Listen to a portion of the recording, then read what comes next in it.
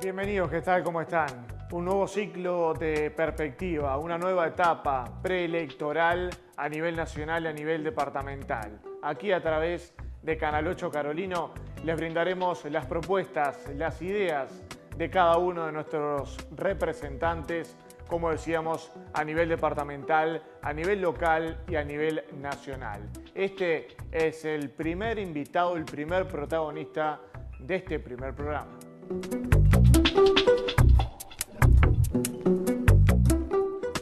Elizabeth Arrieta nació en Montevideo el 10 de septiembre de 1960.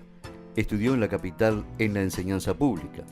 En el año 1987 recibió el título de ingeniera civil en la UDELAR.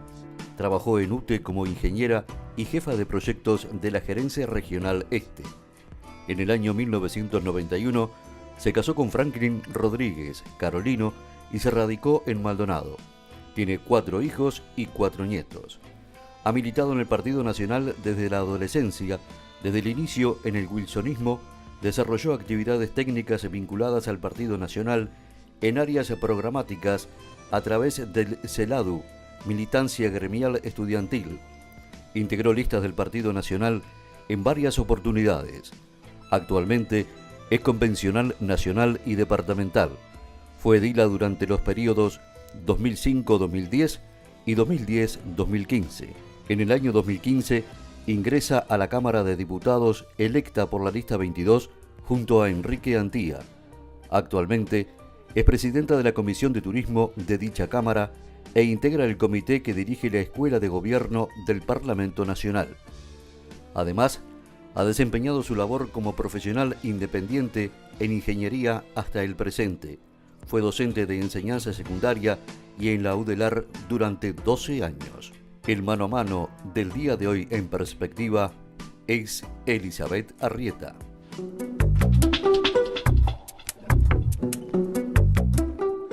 Y bueno, un placer recibirlos acá y agradecerles que vengan hasta acá, hasta la barra, que estamos un poquito alejados y con estos días de invierno crudo y mal tiempo, más se valora el trabajo de ustedes.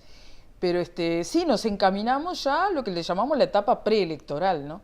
Donde se empiezan a definir los grupos, las agrupaciones que van a competir y también, ¿por qué no?, las precandidaturas. Exacto. Lo vemos en todos los partidos políticos, que todos los días en distintos medios de comunicación el tema está sobre la mesa, ¿verdad? Así que bueno, estamos viviendo eso con entusiasmo, con un nuevo proyecto, como ustedes saben, que estamos encarando, con el intendente Antía y con otros intendentes y figuras importantes de nuestro país, encarando, bueno, algo que nosotros creemos que es una nueva opción dentro del Partido Nacional, que era muy reclamada, que muchos decían no alcanza con 2 sectores fuertes, hay otros que no nos identificamos con uno u otro sector y creemos que debe haber más opciones dentro del Partido Nacional, y así en una forma muy natural y desde el interior del país fue surgiendo la afinidad entre intendentes con un gran arraigo popular, con una gran fortaleza política, cada uno dentro de su departamento. ¿Cómo surgió la idea, diputada, digamos? ¿Cómo fueron los primeros pasos, esos primeros días, esos primeros encuentros para llegar a lo que hoy está ya cristalizado y es de público conocimiento? Y comenzó con los intendentes, conversando, es decir, quien llega a intendente es una fuerte figura política en cualquier partido político. Y más, ¿verdad? Si tiene trayectoria, ¿verdad? Ya trayectoria de gobierno, además. Si hay trayectoria, si hay experiencia, si hay capacidad de gestión, pero desde el punto de vista del liderazgo, quien llega a dirigir el gobierno departamental en cualquier departamento y cualquiera de los partidos políticos, es una figura con un fuerte liderazgo y con una gran cercanía con la gente. Perfecto. Es con el que la gente tiene más diálogo, que lo para por la calle, le pregunta qué vamos a hacer con este tema, le golpea la puerta de su despacho. Y bueno, ahí empezó a surgir la visión de una nueva agrupación. Y esto no es contra nadie, ni cuestionando a ninguno de los demás dirigentes importantes que tiene el Partido Nacional. Se vio que había una fuerte afinidad y bueno, quienes rodeamos en ese trabajo político a los intendentes, coincidimos en esa visión y comenzó con esa comunión en cuanto a la visión de país y visión de partido entre el intendente de Cerro Largo, Sergio Botana, el intendente de Tacuarembó, Eber da Rosa, el intendente de 33, Dardo Sánchez, nuestro intendente Enrique Antía, y también se fue sumando después el ex intendente Walter Zimmer, sí, una figura muy fuerte del departamento de Colonia, también con mucha imagen de contacto directo y popular con la gente. Y bueno, después los diputados de esos departamentos también estuvimos trabajando junto a ellos. Y bueno, y un buen día se tomó la resolución de, bueno, salimos con una agrupación nueva. Y atrás de eso surgió la pregunta entre todos nosotros, ¿salimos solo a competir como una agrupación nueva o salimos con un propio precandidato a la presidencia rumbo a las elecciones internas? Y se vio... no para sumar para alguien, sino para que esa propia agrupación tenga su candidato. Sí. Es muy importante entender que esta agrupación nace desde lo colectivo, nace de la unión de las opiniones de muchos dirigentes, que tiene como principales líderes a los intendentes, que por eso todos lo identifican como el grupo de los intendentes, y a nosotros nos gusta, le tenemos cariño a esa expresión, porque esa expresión tiene contenido en sí misma. Es más, se denomina así, además. Sí, por eso la adoptamos, porque todos nos empezaron a ver como grupo político, como el grupo de los intendentes. Y nosotros nos dimos cuenta que en esa frase encerraba mucho, porque encerraba la experiencia, exacto, la capacidad de gestión, la capacidad de gobierno, porque los intendentes son gobierno. Dentro de los 3 órdenes de gobierno que define nuestro orden político, la Constitución de la República, tenemos el gobierno nacional, el gobierno departamental y los gobiernos municipales. El gobierno departamental, como bien lo dice la propia Constitución, es encabezado por un intendente. Son gobierno, gobiernan día a día, resuelven, negocian con el gobierno nacional, negocian con la sociedad civil a través de las distintas organizaciones, gobiernan, toman decisiones, exacto, administran recursos, cobran tributos. Entonces, en definitiva, ese liderazgo fuerte de los intendentes, seguido por la serie de dirigentes, diputados, alcaldes, ediles que se fueron aglomerando en torno a esas figuras tan fuertes, termina por formarse desde lo colectivo una agrupación. Y como agrupación decidimos tener nuestro propio precandidato. Que por eso también hemos sido muy cuidadosos en los tiempos. Y hemos esperado, y ahora estamos diciendo que el 26 de agosto se va a hacer la nominación del precandidato. Porque esto es algo bastante novedoso en la política, en general y en nuestro país, ni que hablar. En general se forman las agrupaciones en torno a una figura. Claro. Alguien dice, yo voy a ser candidato. En esta salgo yo de candidato. Y después van todos atrás. Y atrás ahí está, lo acompaño. Yo te acompaño, la claro, expresión típica de la política. Acá es al revés. Acá vemos la necesidad. Ellos fueron los pioneros, sin duda, pero a partir de ahí se aglomera una serie de dirigentes de todos los órdenes que coincidimos en que era necesario una visión distinta. Ahora, diputada, respetando obviamente esos tiempos y esas decisiones, ¿por qué Antía está por encima de los demás, del resto, en esa posibilidad de precandidatura? Y si Maldonado, el departamento de Maldonado y su gestión anterior como intendente y actual, le suma aportes a eso para que Antía sea precandidato en esta agrupación. Yo no diría que están por encima, porque este es un movimiento muy horizontal. Diría que los compañeros están viendo como el más posible precandidato a la presidencia, y por eso resalto que nosotros hemos sido muy delicados en ese sentido, porque queremos que la agrupación en su conjunto elija el precandidato. Está sonando, sí, el nombre de Antía. ¿Por qué? Porque sus compañeros, nuestros compañeros en esta nueva agrupación, ven en él una persona de gran experiencia y ven en Maldonado un departamento muy complejo.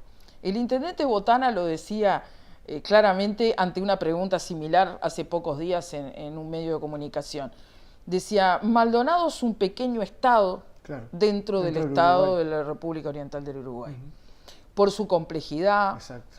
Ningún otro departamento del interior tiene un presupuesto quinquenal como tiene Maldonado de $1.000 millones. Eso a quien le toca gobernar el departamento le da experiencia, le da capacidad de gestión y además es exitoso el gobierno de Antía, que habiendo recibido un departamento con una intendencia totalmente desordenada, con una deuda de más de 93 millones de dólares, con deudas a proveedores, con obras sin terminar, vaya hasta pensar lo que era la perimetral nomás, los años que tuvo para terminarse, el centro de convenciones, deudas millonarias, promesas de campaña muy ambiciosas, como era instalar el sistema de videovigilancia, que fue una promesa de campaña de Todos por Maldonado, o sea, en la figura de Antía, y otras como buscar inversiones para reanudar la cadena de trabajo en el departamento, que sabemos que es tan fuerte en lo que tiene que ver en turismo o construcción. Y todo eso hoy, a un año de gobierno, pudo inaugurar el sistema de videovigilancia. Un sistema de videovigilancia que es ejemplo en el mundo entero. Porque quienes lo critican, yo digo, lo critican por envidia, porque no lo han podido concretar desde sus partidos políticos o porque quieren ser detractores de la buena gestión de Antía. A 3 años tenemos más de 30 proyectos, dicho por el ministro Astori en la Comisión de Hacienda del Parlamento, de todos los proyectos de obras en construcción que han ido a la COMAP para ser aprobados, sus proyectos de exoneración tributaria a nivel nacional, el 50% corresponden a Maldonado. Por lo tanto, es el departamento de todo el país que logró atraer mayor nivel de inversión. Pero eso no ocurrió porque sí, porque un día se les ocurrió volver. Claro. Esos mismos inversores estaban alejados porque había un gobierno departamental que no les daba confianza. Es decir, aquello de la seguridad jurídica, la seguridad política, el liderazgo que necesita estar sentado frente al gobierno departamental para dar confianza, el inversor extranjero lo ve en Enrique Antía. Y más teniendo en cuenta la situación además regional, ¿no? Por lo que se atraviesa, ¿no? Argentina, Brasil, sí. todo lo que está aconteciendo. Como que Maldonado está dando una garantía desde todo punto de vista, ¿no? Desde todo punto de vista. 30 proyectos de gran envergadura, que algunos son excepciones, pero no todos son excepciones, porque también se ha querido criticar diciendo, bueno, acá se están aprobando excepciones al barrer. No todos esos proyectos son excepciones. ¿Qué quiero decir con esto? ¿Qué quiere decir que tiene una excepción? Quiere decir que en un predio donde el inversor pretende hacer una torre, un edificio o un complejo hotelero, hay algún parámetro de la ordenanza de la construcción que no se está cumpliendo. Puede ser una mayor altura, puede ser la superficie del terreno, a veces son cosas muy pequeñas, ¿no? Así es cuando se pide una excepción. Y ahí es donde se pide una excepción, que, como lo prevé la ley, debe ir a la Junta Departamental y debe ser aprobado con mayorías especiales. Aquellos proyectos que resultaron ser aprobados en la Junta Departamental cumplieron con lo que se llama un acto complejo de gobierno, donde el Ejecutivo Departamental entiende que ese proyecto técnicamente está en condiciones de ser aprobado y lo envía a la Junta Departamental. Y al ser aprobado con 21 votos, necesita el apoyo de los otros partidos políticos. El Partido Nacional tiene 16 ediles. Al ser aprobado con 21 votos, significa el apoyo de otra fuerza política, en este caso el Partido Colorado o el Frente Amplio, según el proyecto, ¿no? Diputada, uno recuerda proyectos, uno recuerda el Hotel Conrad, hoy en Joy. Mucho se lo criticó en su momento también, es una realidad y todo lo que significa. Ahora se viene un proyecto también muy ambicioso, muy importante, de mucho futuro, que seguramente le dé mucho trabajo a la gente aquí de Maldonado y que siga atrayendo inversores y que también otros inversores puedan, digamos, de alguna manera contagiarse con ese proyecto para poder también poder construir uno aquí en el departamento. ¿Lo ve, digamos, comparativamente similar el efecto de lo que fue el Conrad de su momento con este proyecto ahora del ex Hotel San Rafael? Es muy buena la comparación. Es comparable, pero multiplicado ampliamente. Y más en estos tiempos que estamos viviendo, ¿verdad? Basta pensar que es la inversión más grande de la historia de Maldonado, con 400 millones de dólares. Un proyecto donde detrás de eso está una firma como Cipriani, que es una firma internacional que viene a instalar en ese predio de San Rafael, no solo rescatar San Rafael, que era algo que reclamaba toda la ciudadanía de Maldonado, y especialmente en Punta del Este, hagan algo, no puede estar cayéndose a pedazos, nos decían en cada esquina, hagan algo para que eso se recupere.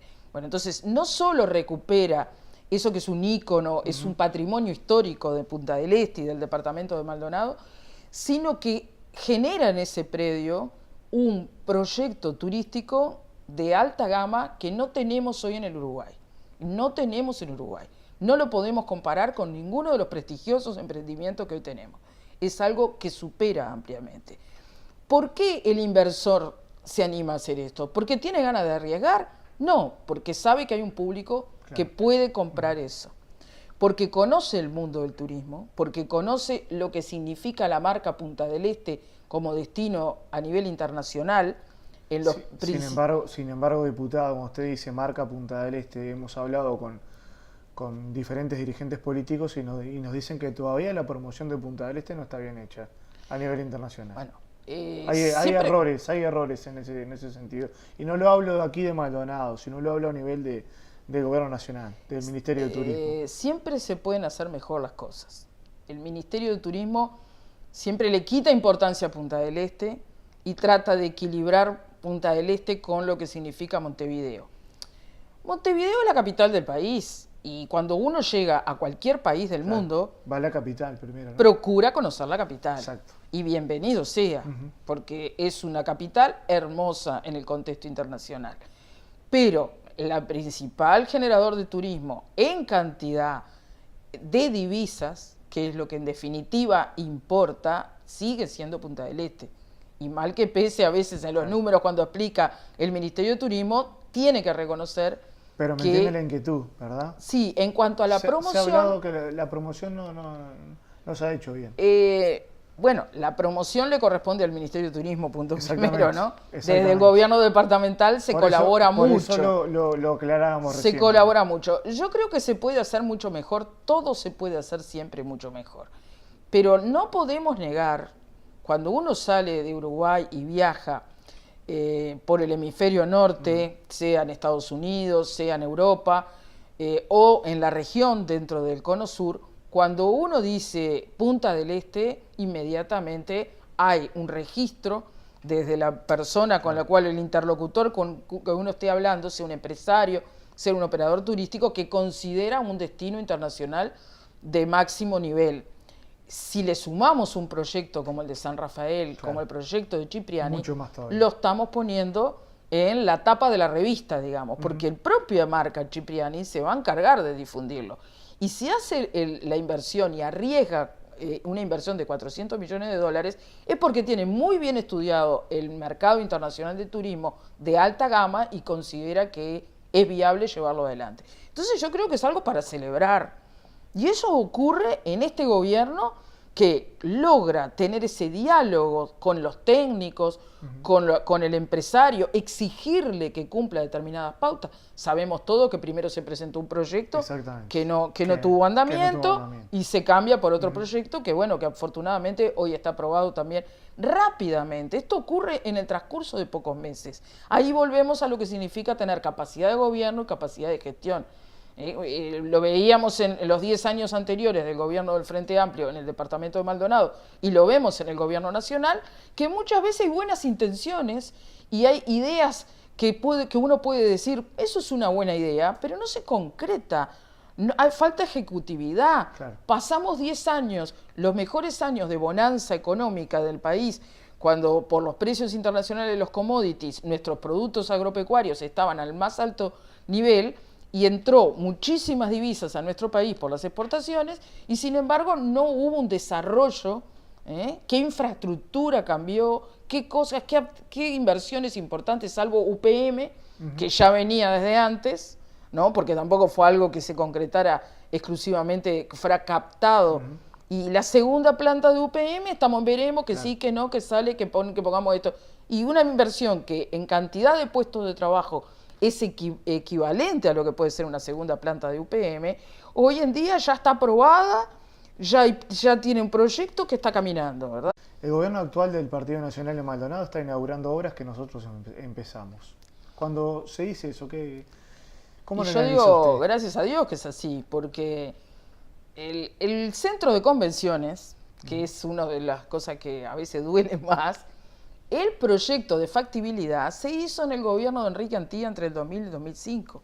El director de turismo en ese momento era Martín Laventure. Exactamente. Y en ese momento, con el licenciado Nardone, que debe ser sin duda la persona que más hable sobre turismo o industria de congresos y convenciones, se hizo todo el estudio de factibilidad y se comenzó con la idea de construir el centro de convenciones en la zona del Jahuel.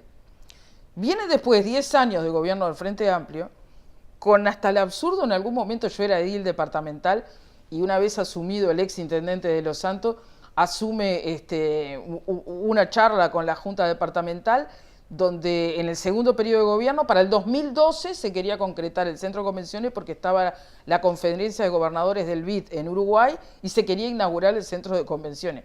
Y lo termina inaugurando Enrique Antía en el año 2016. ¿Cuándo se termina el centro de convención y se concreta y se pagan las deudas? Porque aparte hubo un desfasaje de los costos desde los 15 millones de dólares iniciales que se pretendía que pusiera el gobierno de Maldonado, digamos, la sociedad de Maldonado, la comunidad, termina costando 40 millones de dólares. ¿Ustedes en lo particular, en lo íntimo, se preguntaron alguna vez qué pasó con Maldonado? ¿Qué se hizo con Maldonado?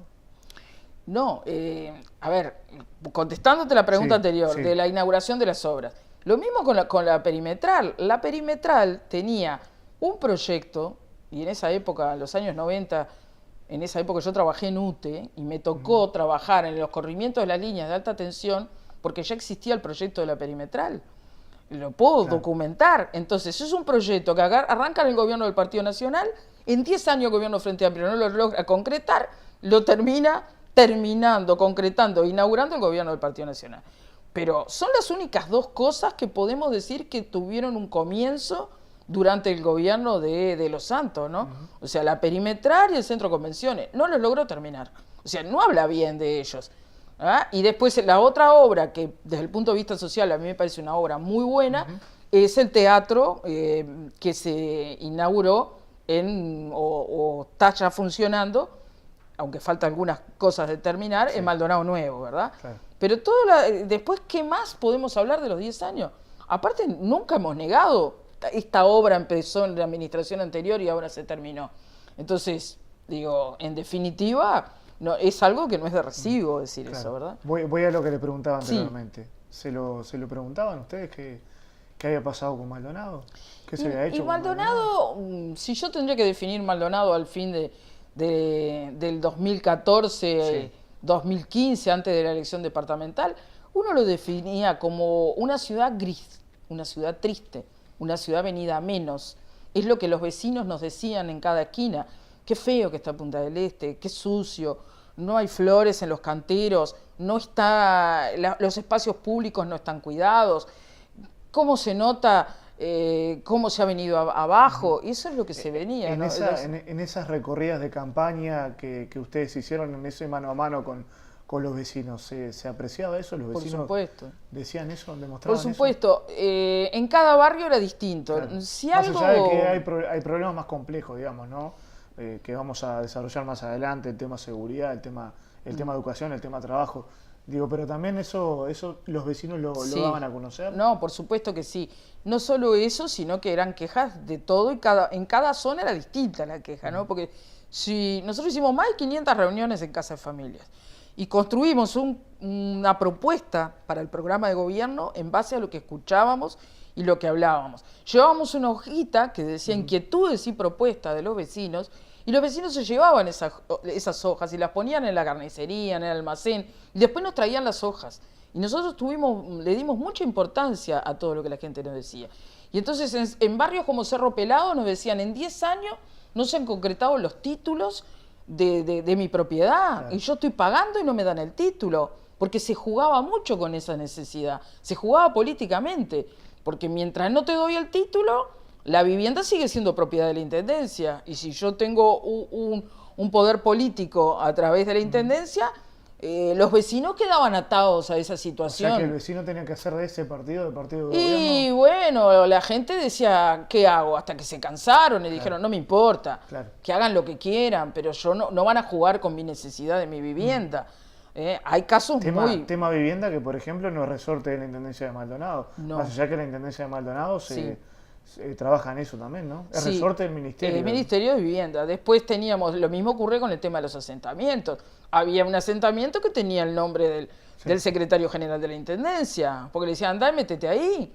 Entonces proliferaron los asentamientos. El asentamiento más grande del departamento de Maldonado, que tiene un entorno de 1.500 familias, y no sé si no me quedo corto, es el asentamiento de los Eucaliptos y Nueva Esperanza, que surgió atrás de Silsa durante el gobierno del Frente Amplio. Esa es la obra que dejó el Frente Amplio cuando se fue del gobierno departamental de Maldonado. Entonces, íbamos a un barrio, nos decían eso. Después íbamos a una reunión en Punta del Este y nos decían, pero acá no se cuidan los espacios públicos, vienen los turistas y no están cuidados. No están cuidadas las pasarelas. Veníamos acá a la barra, me dicen, todas las pasarelas de madera de la bajada a la playa están todas rotas. La costa no se atiende, las calles están en mal estado. Entonces, cada uno planteaba desde su visión la situación que tenía, ¿no? ¿Esa fue la mejor estrategia política que hizo Antía? Y yo creo que sí, que la estrategia más importante fue la sintonía y la cercanía con la gente. Antía y el equipo, digo. Sí. La incluye usted también. Por supuesto, fue una propuesta de la agrupación de Todos por Maldonado. Digo, yo creo que ahí se vieron dos cosas.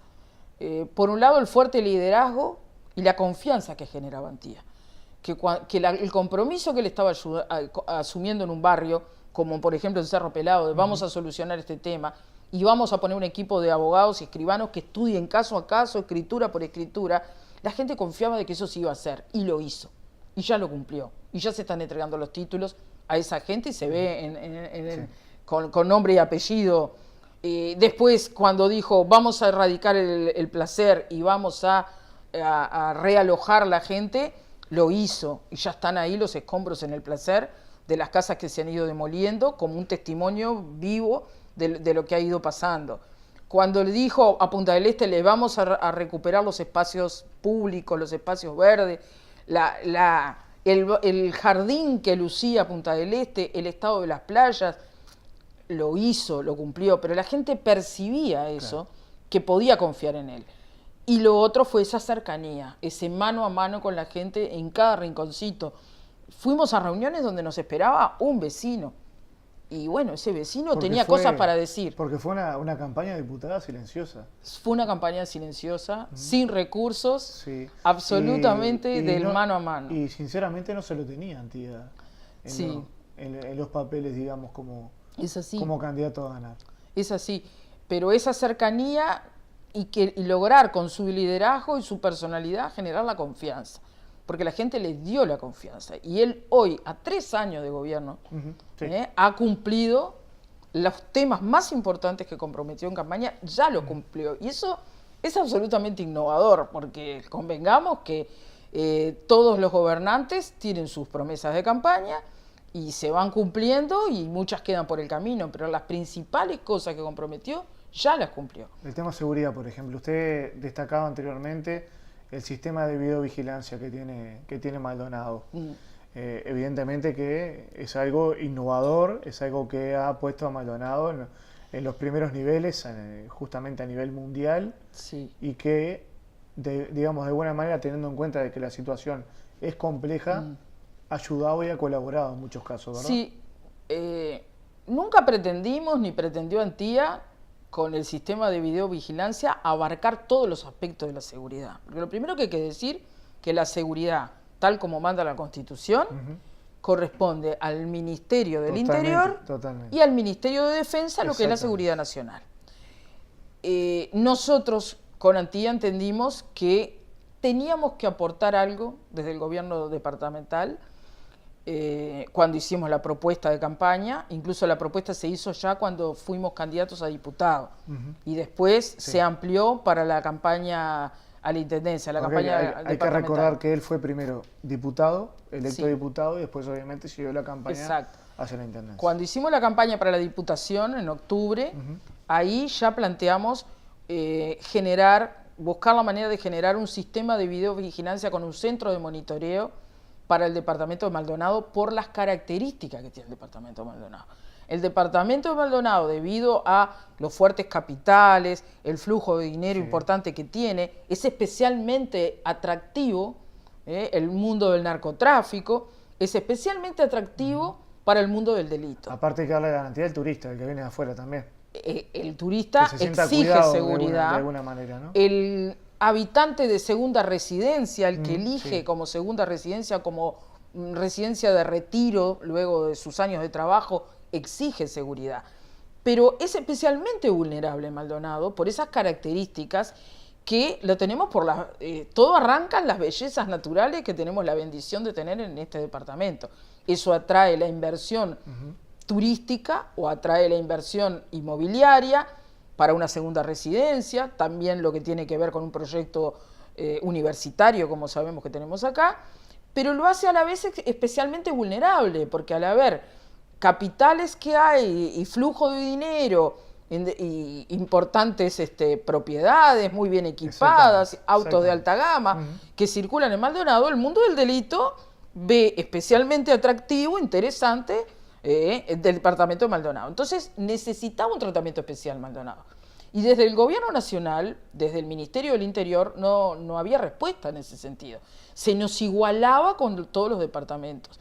Entonces, más allá del gran problema de seguridad que tiene el Uruguay en su conjunto, que merece un abordaje integral, y cuando digo integral estamos hablando desde la educación, pasando por lo que es el instituto policial, pasando por lo que es el sistema jurídico, las leyes que tenemos disponibles, el funcionamiento del Poder Judicial y del sistema de fiscalía que hoy con el nuevo código se hace tan importante. O sea Hay que hacer un abordaje integral. ¿Usted en lo particular no responsabilizaría solamente a Bonomi de lo que está pasando?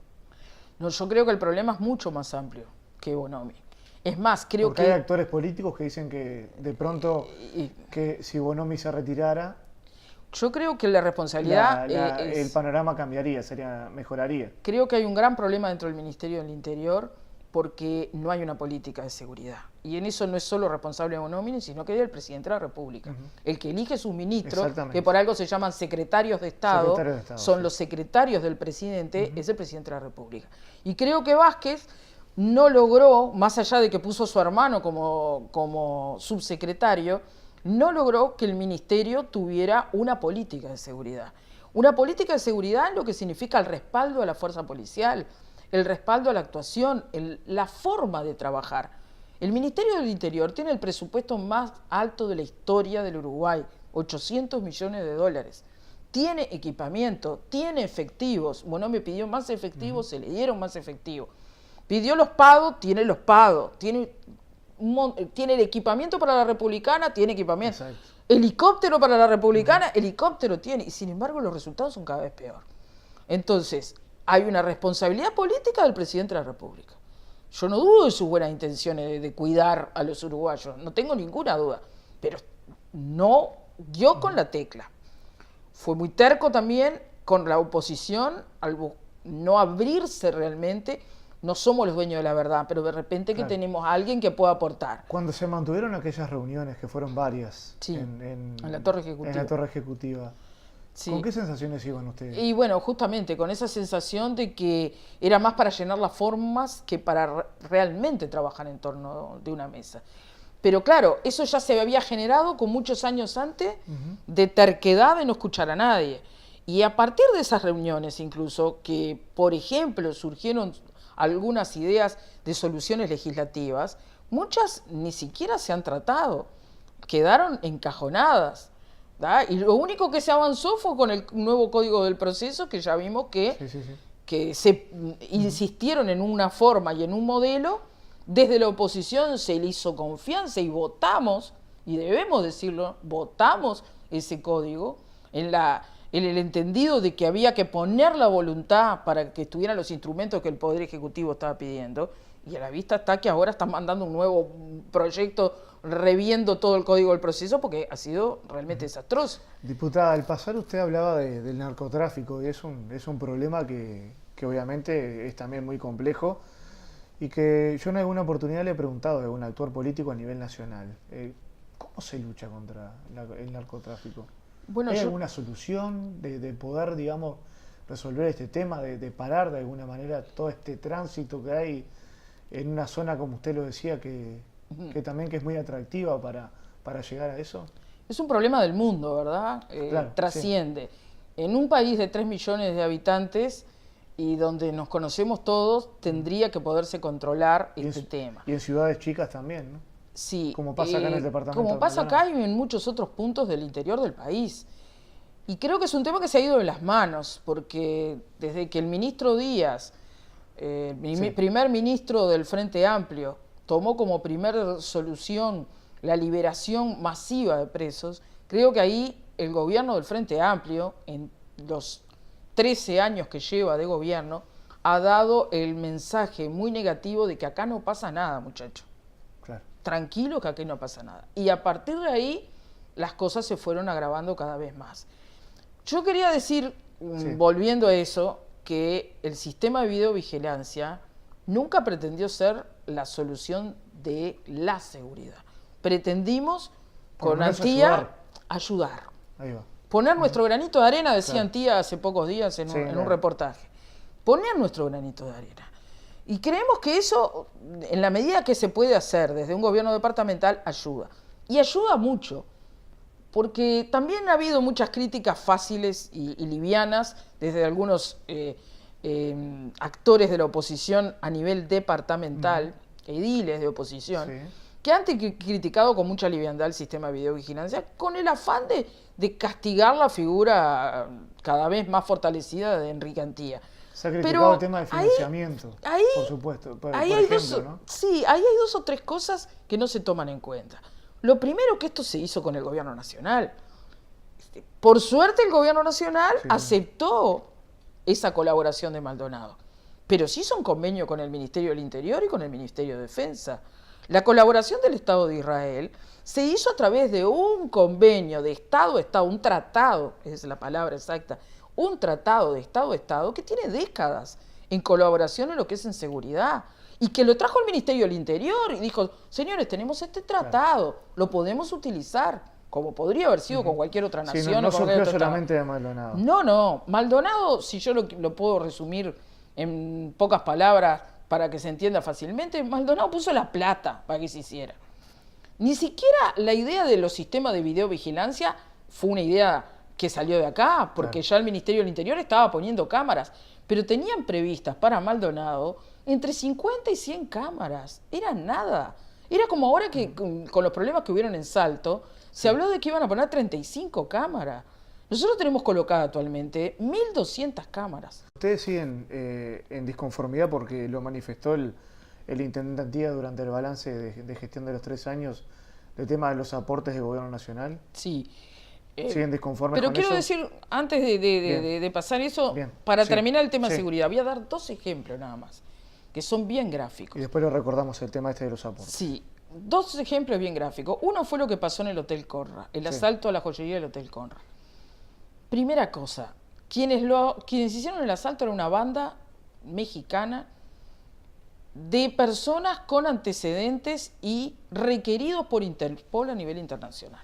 ¿Cómo entraron al Uruguay por el aeropuerto de Carrasco? Sí, la única manera. Ahí Migraciones falló.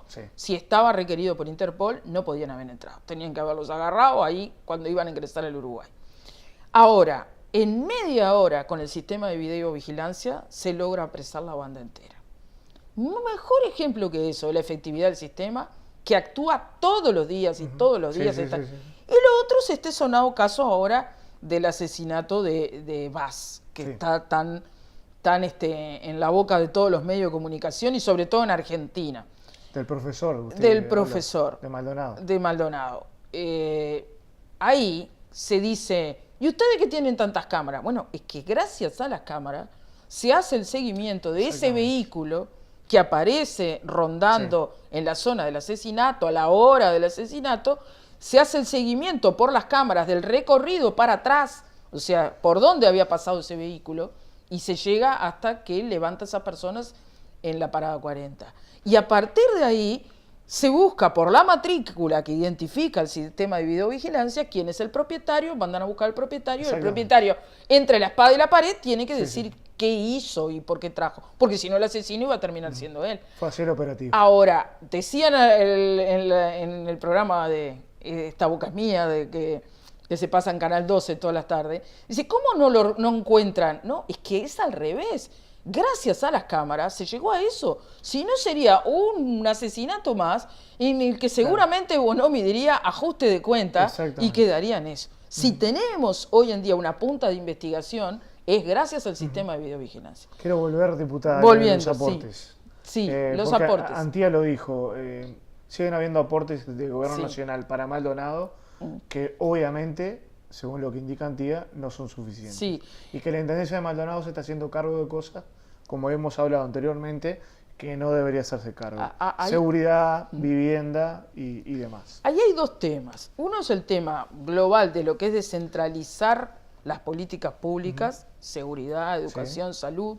Maldonado se hace cargo de la red de policlínicas primarias, donde aporta más de 100 millones de pesos anualmente, de los cuales el Ministerio de Salud Pública se hace cargo de 9 millones nada más que envía con medicamentos. Nos hacemos cargo de la política de vivienda en una gran medida, no el 100%, pero el aporte del Ministerio. Ahora, eso está ocurriendo en todos los departamentos. Unos tienen más recursos propios para abordarlo y otros no. Y eso forma parte de nuestra propuesta con el nuevo agrupación, el grupo de los intendentes, que se llama formalmente Mejor País. Ahora, ¿eso pasa en algunos departamentos?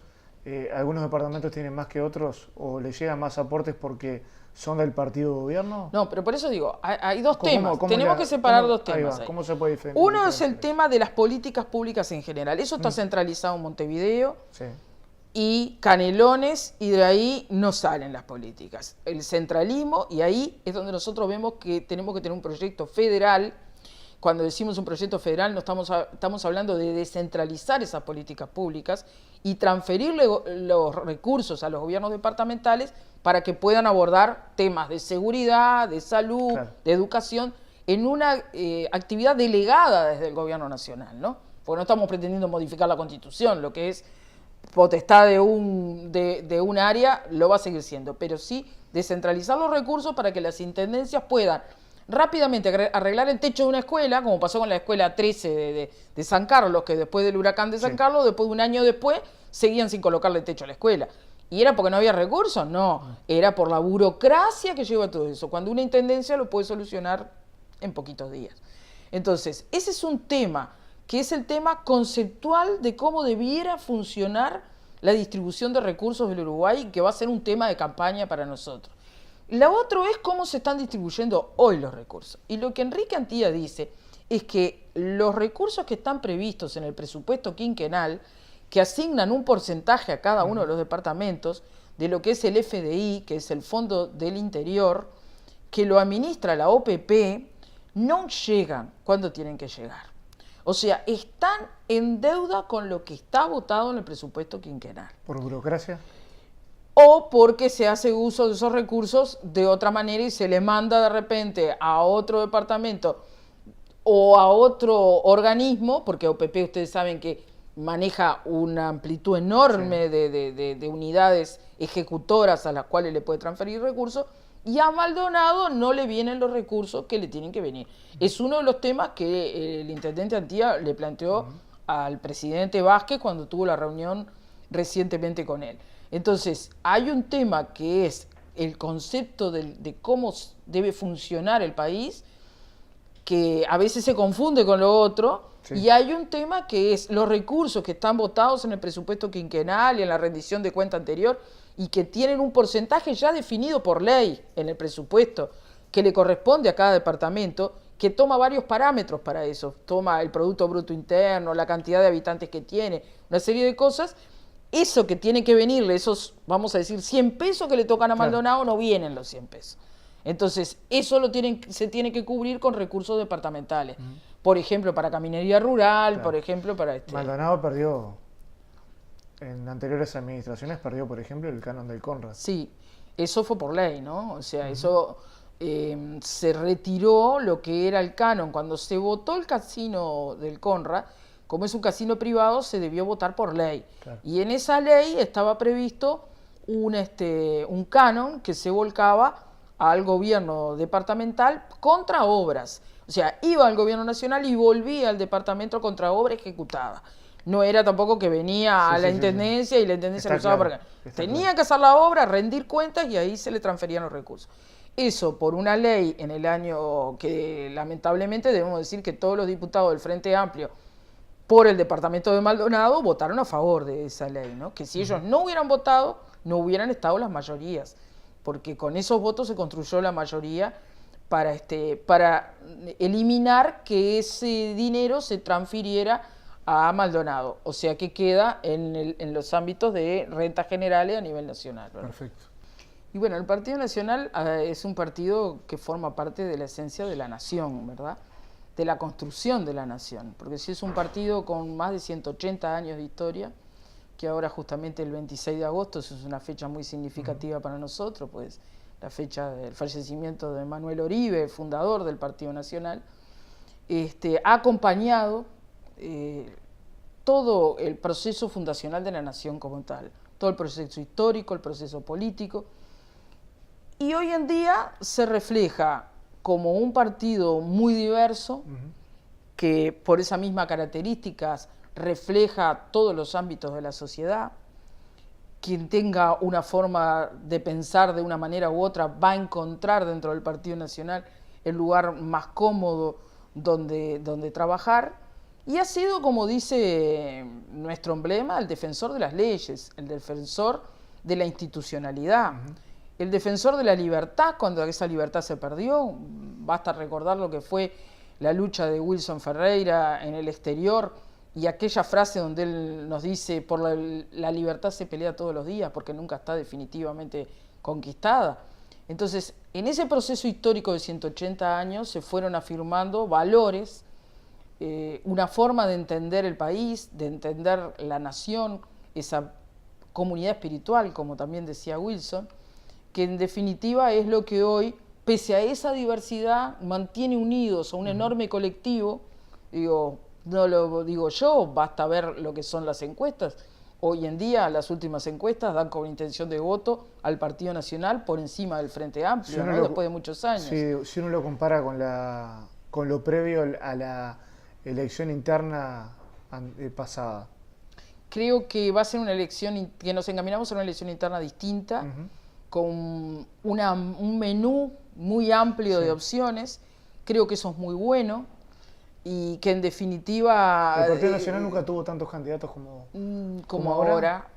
No, como está planteado ahora, no. Ha tenido, sí, pero siempre terminaba polarizándose, claro, ¿verdad? Entre dos candidatos más fuertes o uno solo.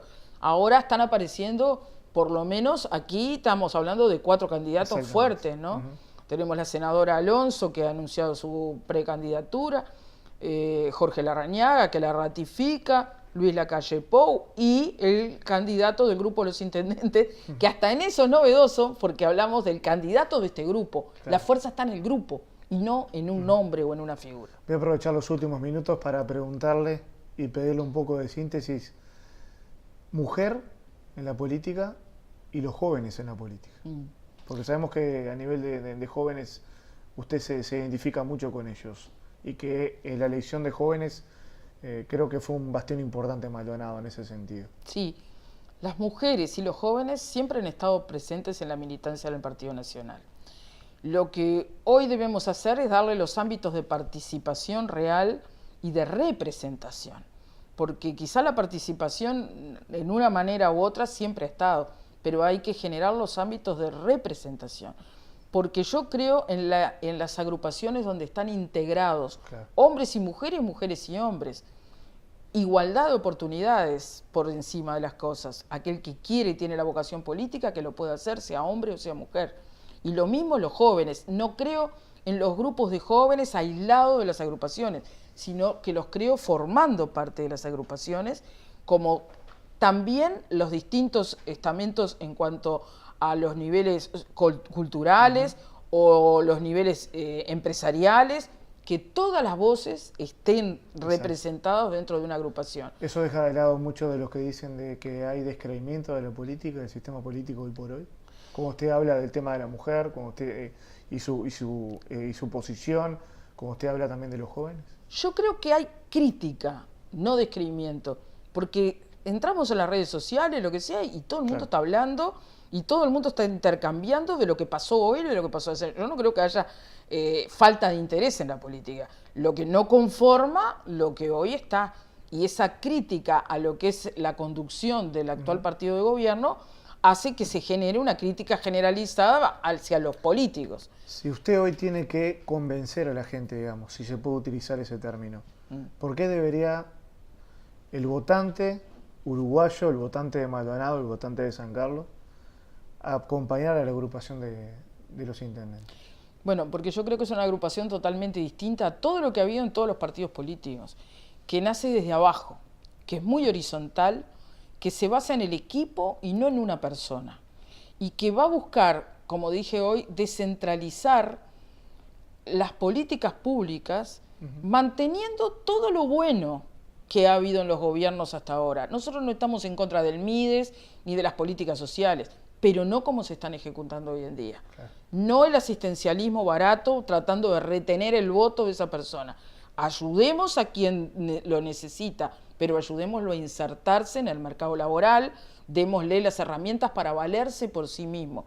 Entonces, mantengamos las políticas sociales que son necesarias, mantengamos un sistema nacional integrado de salud que en el concepto es sensacional, porque nos iguala a todos frente a la ley, para que todos tengamos el mismo nivel de atención de salud, pero no la corrupción que tenemos en ACE, no el despilfarro, no lo que ocurre hoy en el hospital de San Carlos o de Maldonado, donde la gente tiene que esperar 12 horas para que lo vea un médico. Entonces, mantener las estructuras, la agenda de derechos, mantener lo que se ha conseguido, que han sido avances de la sociedad, pero que funcionen bien, con eficiencia, y ayudemos por sobre toda cosa al que trabaja, al que pone su trabajo todos los días, que en definitiva después siente que eso no tiene retorno porque tenemos una altísima presión tributaria contra el pequeño empresario, contra el que trabaja día a día, un IRPF que atenta contra el trabajo, porque si usted trabaja más va a tener que pagar, entonces no de nada me sirve. Entonces, bueno, en definitiva eso, una agrupación nueva, horizontal, muy cercana a la gente, liderada por intendentes que son las personas que conocen más la realidad de la gente, descentralizando las políticas públicas con una fuerte preocupación en restablecer la seguridad y en generar políticas públicas en materia de educación, de salud y de atención social que sean eficientes. El agradecimiento por haber estado junto a nosotros, diputada. No, al contrario, muchas gracias a ustedes.